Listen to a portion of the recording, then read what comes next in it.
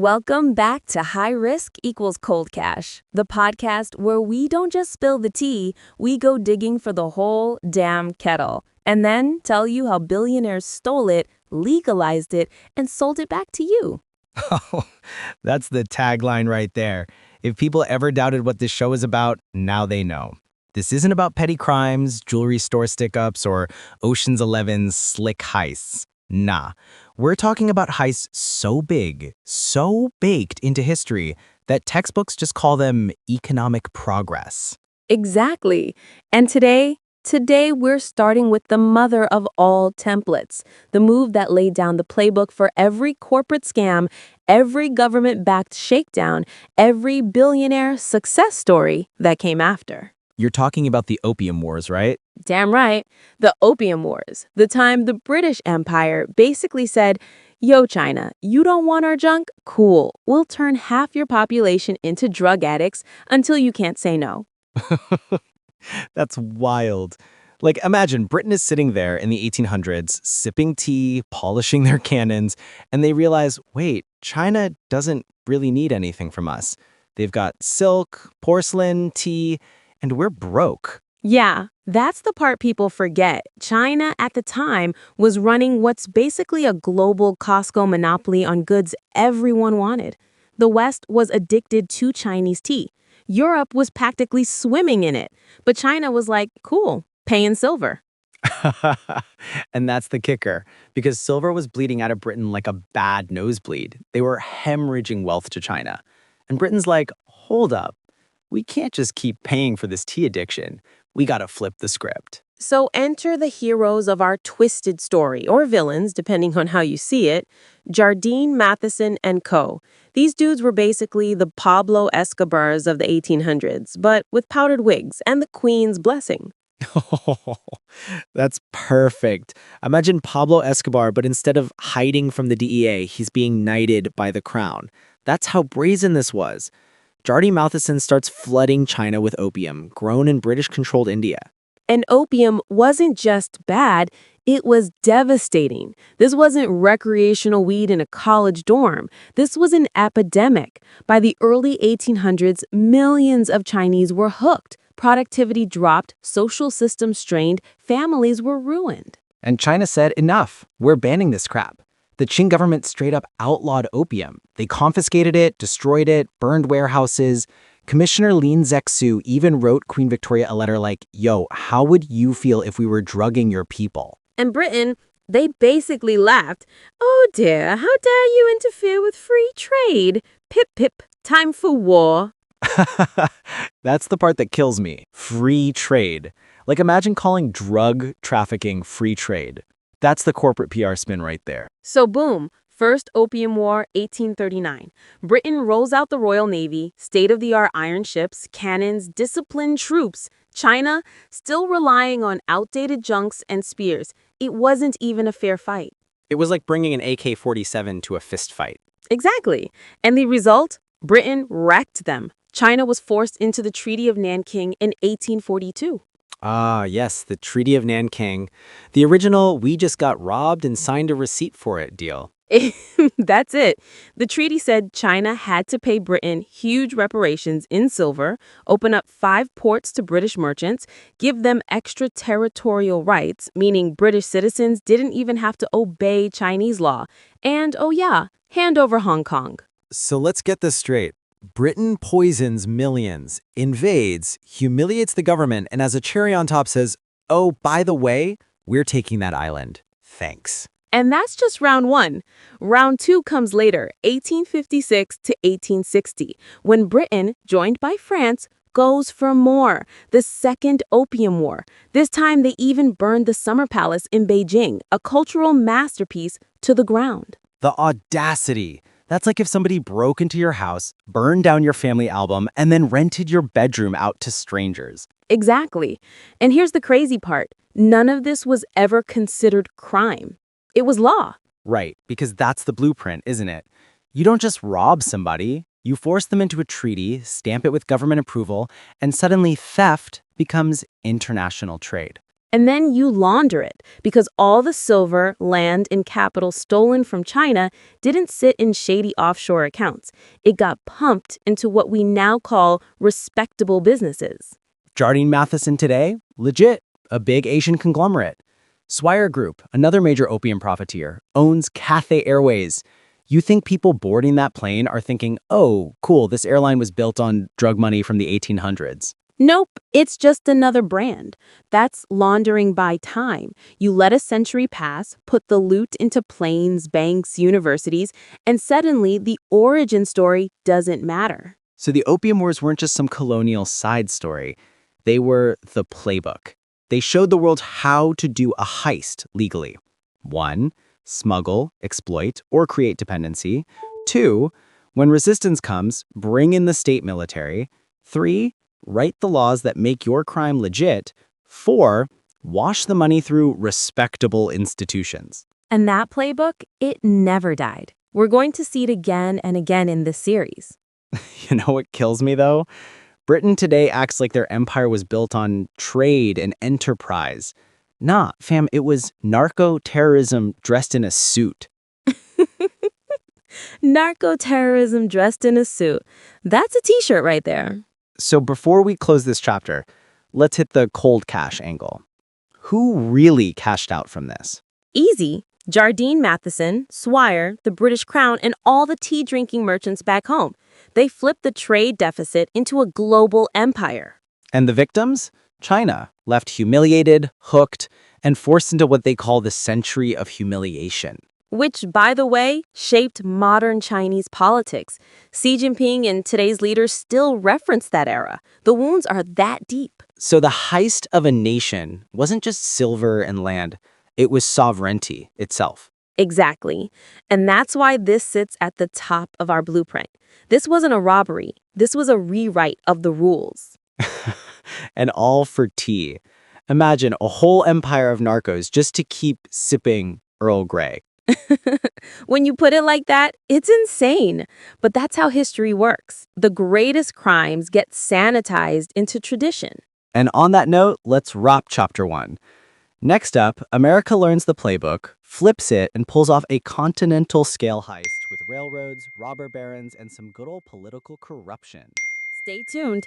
This is HighRisk ColdCash, where we tell you how history's biggest crimes became your morning commute. All right, so we just saw how Britain basically drug-dealed its way to empire. But America? America was like, hold my whiskey, we can still bigger. Facts. And they didn't even have to leave home. The U.S. pulled off one of the slickest legal robberies in history, the railroads. That's right, the so-called Big Four, Stanford, Huntington, Hopkins, and Crocker. These dudes turned a public dream of connecting the coasts into a private ATM. And here's how it went down. The U.S. government, all patriotic and visionary, passed the Pacific Railway Acts in the 1860s. On paper, it was about progress, manifest destiny, uniting East and West. In reality, it was corporate welfare on steroids. The government literally gave private railroad companies millions of acres of public land and huge loans from the Treasury. And the Big Four didn't just take the handout, they double-dipped. They created a fake construction company, Credit Mobilier. I love that name. It sounds fancy, but it was basically, we're paying ourselves with taxpayer money. Exactly. They billed the government obscene rates for building the railroads, pocketed the cash, and then still owned the railroads themselves. And let's not forget the land. They got swaths of the American West for pennies, then sold them at huge profits to settlers and speculators. So in one move, they stole the people's money and the people's land. And when a scandal broke out, the Credit Mobilier scandal, guess what? Half of Congress was implicated. They had bribed politicians by giving them stock. So everybody's hands were dirty. Nobody was going to jail. Instead, the loot got laundered into respectability. Stanford builds Stanford University. Huntington becomes a philanthropist. Railroads become the backbone of American progress. Translation: they stole a continent, then bought their way into history books as visionaries. And that's the blueprint again. Theft made legal, legacy laundered to institutions. Fast forward to the 1990s. The Soviet Union collapses. Russia is broke, chaotic, desperate. And that's when the insiders strike. Enter the Russian oligarchs. The scheme? Loans for shares. Basically, the government needed cash, so they let a handful of businessmen loan them money in exchange for shares in state-owned companies. Oil, nickel, minerals. But here's the kicker. Those same businessmen controlled the auctions. They rigged the system, made sure the government defaulted, and walked away with billions in assets for pennies. Imagine buying a billion-dollar oil company for the price of a McDonald's franchise. That's literally what happened. Roman Abramovich bought Cybneft for about $250 million. A few years later, it was worth over $13 billion.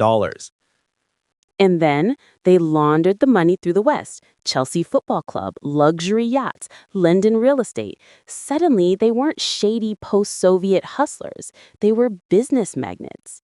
And the crazy thing? It was all legal, sanctioned by Yeltsin's government. That's what makes it a legal heist. And Russia never recovered. Ordinary people got poverty and chaos. A few insiders got billionaire status. Again, the blueprint. Exploit crisis, rig the system, make it law, launder it through legitimacy. Now, if you thought those were big, buckle up, because Nazi Germany pulled off the granddaddy of all heists. This wasn't robbing a bank. This was robbing a whole continent. The Nazis looted central bank gold, private Jewish wealth, priceless art, and even the gold fillings from the teeth of Holocaust victims. It wasn't even secret. It was policy. The SS had entire departments for looting. And the laundering? Switzerland. The Swiss National Bank knowingly bought Nazi gold, melted it down, and re-stamped it. Boom. Clean money. And after the war, you'd think there'd be justice. Nope. Cold War politics meant the Allies looked the other way. Operation Paperclip even recruited Nazi scientists, scrubbing their past clean. Looted art ended up in museums. Gold went into the global market untraceable. So today, you might be staring at a painting in a gallery, sipping champagne, not realizing it was stolen from a Jewish family in 1942. That's the heist. Massive theft, legitimized by time, ignored by history, and baked into our institutions. Okay, let's set the scene. 1929. Stock market crashes. Regular folks lose everything. Soup kitchens, Brad lines, Hoovervilles. America's crying. Meanwhile, a handful of guys are like, wait a minute, bargain sale. Exactly. When the world sees disaster, the vultures see dinner. Take Jesse Livermore, the so-called boy plunger. He shorted the stock market in 29 and walked away with about $100 million. That's like $1 billion today. And while people were literally starving, he's out here in mansions, wearing fur coats, throwing wild parties. The irony? He later lost it all and died broke. But at the time, he was basically the Great Depression's VIP. And then you have the banks. They repossessed homes and farms, then resold them later for profit. Imagine losing your farm, then watching a banker's nephew raise cattle on it a year later. And don't forget the corporate consolidations. Giants like DuPont and General Motors scooped up struggling competitors for pennies. It's like Monopoly, except instead of flipping a board when you lose your livelihood. That's facts. And the myth of the self-made man really hits here. Because who were the self-made winners? People who had cash reserves before the crash or insider access to deals? Right. It wasn't about genius. It was about being liquid when everyone else was drowning. And let's not forget Joe Kennedy, father of JFK. Rumor has it he made his fortune by shorting stocks during the crash. And then he became the first chairman of the SEC, the very institution meant to stop insider trading. That's like making the wolf the head of the chicken coop security detail. But that's the pattern. Turn chaos into consolidation, turn blood into gold, then launder your reputation into statesmanship. Exactly. And post-war, all these profiteers slide right into the American establishment. They fund universities, art museums, political dynasties. Their past gets buried under philanthropy. Meanwhile, the soldiers who actually fought, they come back with PTSD and a cheap GI Bill mortgage. It's like, thanks for your service, here's a suburb, while the guys who fueled the war machine are buying islands. And that's why I call wars the biggest IPOs in history. Initial public outcries. Oh, that's actually genius. But yeah, whether it's bullets, bombs, or banking, war always prints millionaires. So let's keep going. Yeah, because who needs bombs when you've got debt contracts? Exactly. Welcome to the age of the Structural Adjustment Program, which is just code for we're going to loan you money, then own you forever. The International Monetary Fund and the World Bank were supposed to rebuild economies after World War II, but instead they turned into debt dealers for the Global South. Here's how it works. A developing country needs cash. The IMF says, sure, we'll help you out, but you got to privatize your industries, cut social services, and open your markets to foreign corporations. So basically, we'll save you, but first, sell your family, your house, and your dog. Facts. And the kicker? Once you accept the loan, the interest makes it almost impossible to pay back. That's why places like Zambia ended up spending more on debt repayments than on healthcare or education. Meanwhile, Western corporations swoop in and buy utilities, mines, even water rights. Remember when Bolivia's water got privatized in the late 90s? People were literally arrested for collecting rainwater. Imagine getting locked up for having a bucket. Like, hands up, step away from the raindrops. And here's the brilliance. This is all legal. It's not theft at gunpoint. It's theft in boardrooms with PowerPoints. And it's cleaner than colonialism. No need for ships and soldiers when you can just weaponize Excel spreadsheets. Exactly. Modern empire doesn't need an army, just a well-dressed banker with a signature pen. Now, if debt is one way to hold nations hostage, medicine is another. Enter Big Pharma. Ah, yes. The only industry where the business model is basically, we'll keep you alive, but only if you pay up. And if you can't, well, sorry, buddy, looks like your expiration date's sooner than you thought. Let's talk patents. A company discovers a life-saving drug, slaps a patent on it, and then charges thousands of dollars a dose. Like insulin in the US. Prices tripled over the last 2 decades, even though the formula hasn't really changed in 100 years. And Martin Shkreli, the so-called Pharma bro, dude bought the rights to a 60-year-old drug, Daraprim, and jocked the price from $13.50 to $750 overnight. That's like walking into a McDonald's, buying a Big Mac, and then reselling it for the price of a mortgage. Exactly. And when it comes to global health, the heist gets darker. During the AIDS crisis in Africa, drug companies refused to drop prices on antiretrovirals. People died by the millions while the patents stayed locked up.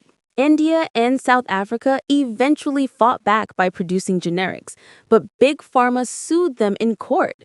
Imagine suing a country because they're trying to save lives. It's like watching someone drown and yelling, hey, that's my life jacket. Pay up or sink. And during COVID, same playbook. Rich countries hoarded vaccines while poorer countries got scraps. Pharmaceutical giants made record profits while half the world waited in line. That's when you realize health isn't a right. It's a subscription plan, and the fine print says you're the product. And here's the legacy laundering. These same companies sponsor hospital wings, scholarships, and charity galas. So they're painted as saviors, not hostage takers. Yep. Step 1, profit from suffering. Step 2, donate a fraction back. Step 3, slap your name on a building. Boom, you're respectable. All right, so we've gone from opium to oil, from railroads to robber barons, from Nazis to bankers. But now we've entered the invisible heist. Yeah, the kind where you don't even notice you've been robbed because you gave it all away willingly. Exactly. Welcome to the world of big tech, where your data is worth more than diamonds. Think about it. In the old days, thieves broke into banks. Today, you break into TikTok and the bank just is you. Yep. Facebook, Google, Amazon, Apple, they built empires not by taking your money directly, but by harvesting your attention, your habits, your private information. And then selling it back to you in the form of targeted ads like, hey, you looked at socks once 3 years ago. How about 17 ads for socks forever? Bro, my phone once overheard me say mattress. Suddenly, my Instagram turned into a mattress showroom. Yeah, you can't tell me Alexa isn't low-key an informant. Here's the wild part. The law doesn't call this theft. It calls it terms and conditions. That 30-page document nobody ever reads. We just scroll down and smash accept. Like, yeah, whatever, give me Candy Crush. Meanwhile, we just signed over our browsing history, purchase behavior, location, and half our DNA to some server farm in California. And the laundering is genius. They pitch it as free services. Gmail, free. Facebook, free. TikTok, free. But if you're not paying for the product, Then you are the product. Exactly. this is the same playbook as the robber barons. Create something people can't live without, railroads then, smartphones now, then use it to control everything around it. And now, instead of land or factories, the loot is data. Your birthday, your playlist, even how long you stare at a cat meme before scrolling. Which means somewhere in Silicon Valley, there's a chart that says user 10789 gets sad at 2 a.m. and impulse buys snacks. And they sell that info to Doritos. Boom. Modern capitalism. And let's not forget the global reach. Facebook basically influenced elections. Cambridge Analytica showed us how easy it was to micro-target voters. That wasn't a data breach. That was a data bank robbery. Difference is nobody went to jail. They just had to testify in Congress, sip water awkwardly, and then go back to business as usual. Meanwhile, the clean money today, trillion-dollar market caps, mansions, rockets to space, super yachts, all built on the back of your browsing habits. So yeah, the new empire isn't built on colonies, it's built on clicks. And it's not enforced with armies, but algorithms. Okay, we've covered drugs, railroads, wars, Nazis, depression, oligarchs, and big tech. Now, let's talk about how billionaires figured out how to make bank off the actual end of the world. Yeah, like the earth is literally on fire and someone's like, yo, that's a great investment opportunity. Exactly. Here's the setup. For decades, oil companies, Exxon, BP, Shell, knew about climate change. Their own scientists told them straight up, hey, if we keep burning fossil fuels, we're going to cook the planet. And what did they do? Cool, let's make a PowerPoint about how to hide it. Literally. Internal memos from the 70s show they understood the risks, but instead of warning the public, they funded disinformation campaigns. Basically gaslit the whole world, pun intended. Nice one. And while we argued about whether climate change was real, they raked in record profits. And here's the heist angle. When disasters hit, hurricanes, floods, wildfires, insurance companies, private equity firms, and reconstruction contractors swoop in to profit off the chaos. Yup, it's called disaster capitalism. Naomi Klein coined that term. So basically, when a hurricane wipes out a city, billionaires don't just rebuild, they buy everything at clearance prices. Exactly. Think about New Orleans after Hurricane Katrina. Entire neighborhoods devastated. Who came in? Hedge funds, developers, and corporations buying land dirt cheap. Right, and the schools got privatized overnight from public service to private profit, all thanks to a catastrophe. And don't forget Puerto Rico after Hurricane Maria. Hedge funds and crypto bros swooped in, turning it into a tax haven while the locals still struggled to get electricity. So it's like tragedy for the people, jackpot for the elites. Here's the laundering. They spin it as rebuilding or innovation, greenwashing. Oil companies fund eco-friendly ads while drilling twice as much behind the scenes. Yeah, like BP rebranded as Beyond Petroleum, and then, spoiler alert, they were still just petroleum. And Exxon's green logo. Bro, that's not sustainability. That's just a new color scheme. Meanwhile, governments subsidize them with billions. Your tax dollars literally pay polluters to keep polluting. And today's clean money? Trillion-dollar fossil fuel profits, climate hedge funds, renewable startups funded by the same oil billionaires, they play both sides. That's the genius. They profit from causing the problem and then profit again from selling you the solution. It's like setting your neighbor's house on fire, then charging them for the water hose. Yo, that's it. Climate change is the ultimate 2-for-1 heist. Man, if there was ever a global event that showed us how fast billionaires can turn human suffering into a money printer, it was COVID. Facts. Bro, while the rest of us were panic buying toilet paper and baking banana bread, these guys were making like Jeff Bezos level bread. Exactly. Take Jeff himself. Amazon became the unofficial pandemic supply line. Groceries, masks, laptops, all funneled through Amazon. By mid 2020, Bezos' wealth shot up by over $70 billion. $70 billion. Meanwhile, the drivers delivering that stuff couldn't even get bathroom breaks. Like, thank you, essential workers, but also, here's a water bottle for the back of the van. Brah. And don't forget Zoom. In 2019, most people thought Zoom was just the sound a car makes. By 2020, it was basically oxygen for remote work. True, their revenue quadrupled, and the founder, Eric Yuan, made $12 billion in a year. Meanwhile, your boss was like, "Can you unmute yourself? You're on mute." And then there were the vaccine makers, Pfizer, Moderna, AstraZeneca. They weren't just selling medicine, they were selling tickets back to normal life. And governments were like, "Here, take $10 billion up front, no questions asked." Exactly. Operation Warp Speed wasn't just about speed, it was a wealth transfer. Public money went in, private profits came out. It's like you buying the ingredients for your friend's cake and then they charge you for a slice. Perfect analogy. And remember, stock markets tanked in March 2020, but hedge funds, private equity, and insiders were already shorting airlines, hotels, cruise lines. And then they bought the dip. While you and me were crying over our 401k, they were popping champagne. And here's a funny little heist within a heist. Remember PPP loans, supposed to save small businesses? Oh yeah, suddenly Shake Shack, Ruth's Chris, and even Kanye's Yeezy brand were small businesses. Bro, imagine Yeezy applying for government assistance. Like, hi, we're struggling to buy our next private jet. And some of those loans just disappeared. Nobody checked, nobody cared. Clean money today, billionaires added trillions to their wealth during the pandemic. Whole new dynasties were minted.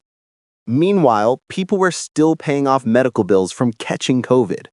So, yeah, the pandemic wasn't just a crisis, it was the biggest get rich quicker scheme of the century. The mask might have covered your face, but it couldn't cover the heist. That's the tagline right there. All right, so picture this. It's 2009, right after the financial crisis.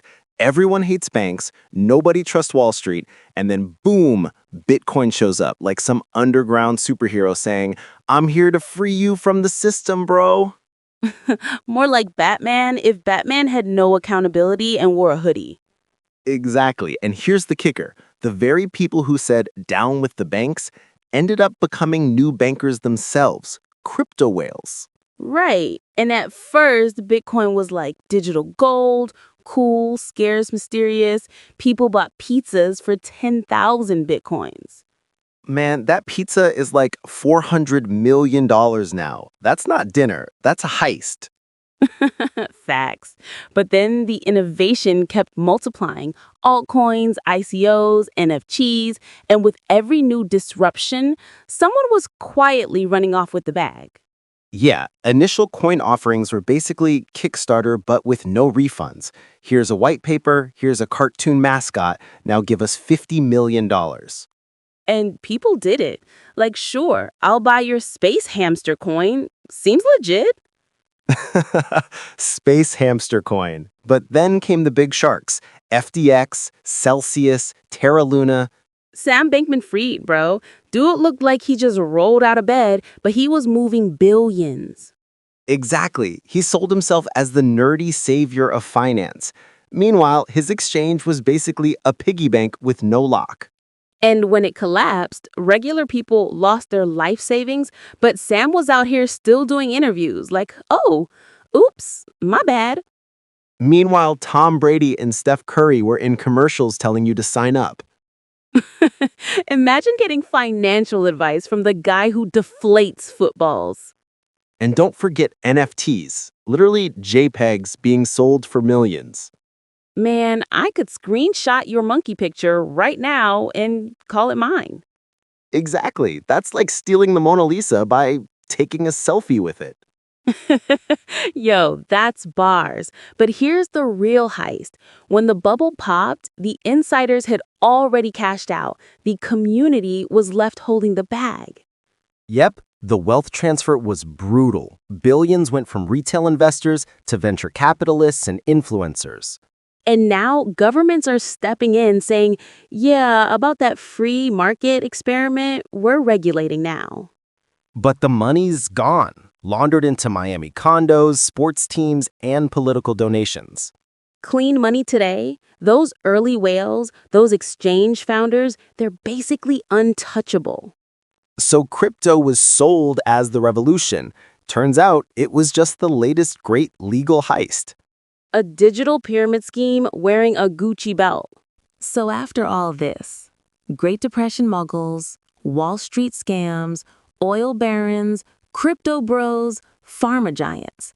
What's the real lesson? Simple, man. The game never changes. Just the costumes. Exactly. One century, it's steel magnates. The next, it's tech disruptors. One year, it's digital gold. The next, it's AI unicorns. But the plot twist is always the same. A small group walks away with the bag while everybody else is left asking, wait, was that even legal? And the answer is mostly yeah. Because the real heist isn't about masks or guns. It's about lobbying, loopholes, and lawyers. True. Forget ski masks. The modern robber's weapon of choice is a fountain pen. And here's the kicker. Every so-called crisis creates opportunity. War, recession, pandemics, even digital revolutions. They're all just new playgrounds for the high-risk hustlers. Because where the rest of us see disaster, they see discount shopping.